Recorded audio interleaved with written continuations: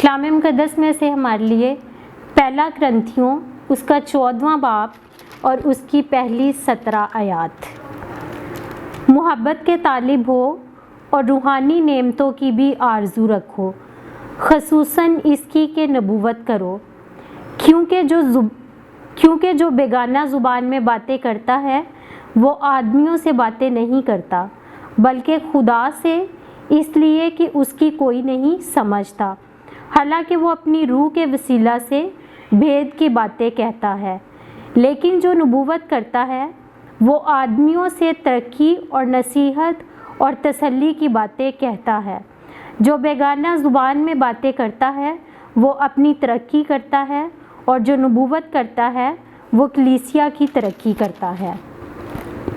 اگرچہ میں یہ چاہتا ہوں کہ تم سب بیگانہ زبانوں میں باتیں کرو، لیکن زیادہ تر یہی چاہتا ہوں کہ نبوت کرو، اور اگر بیگانہ زبانیں بولنے والا کلیسیا کی ترقی کے لیے ترجمہ نہ کرے تو نبوت کرنے والا اس سے بڑا ہے۔ پس اے بھائیو، اگر میں تمہارے پاس آ کر بیگانہ زبانوں میں باتیں کروں اور مکاشفہ یا علم یا نبوت یا تعلیم کی باتیں تم سے نہ کہوں تو تم کو مجھ سے کیا فائدہ ہوگا؟ چنانچہ بے جان چیزوں میں بھی جن سے آواز نکلتی ہے، مثلاً بانسری اور بربط، اگر ان کی آوازوں میں فرق نہ ہو تو وہ پھونکنا یا بجایا جاتا ہے، وہ کیوں کر پہچانا جائے؟ اور اگر ترئی کی آواز صاف نہ ہو تو کون لڑائی کے لیے تیاری کرے گا؟ ایسے ہی تم بھی اگر زبان سے واضح بات نہ کہو تو یہ کہا جاتا ہے کہ کیوں کر سمجھا جائے گا؟ تم ہوا سے باتیں کرنے والے ٹھہرو گے۔ دنیا میں خواہ کتنی ہی مختلف زبانیں ہوں، ان میں سے کوئی بھی بے معنی نہ ہوگی۔ پس اگر میں کسی زبان کے معنی نہ سمجھوں تو بولنے والے کے نزدیک میں اجنبی ٹھہروں گا، اور بولنے والا میرے نزدیک اجنبی ٹھہرے گا۔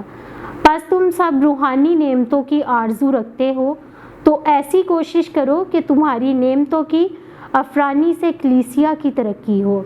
اس سبب سے جو بیگانہ زبان میں باتیں کرتا ہے وہ دعا کرے کہ ترجمہ بھی کر سکے، اس لیے کہ اگر میں کسی بیگانہ زبان میں دعا کروں تو میری دعا تو قبول کرتی ہے، تو میری روح تو دعا کرتی ہے مگر میری عقل بیکار ہے۔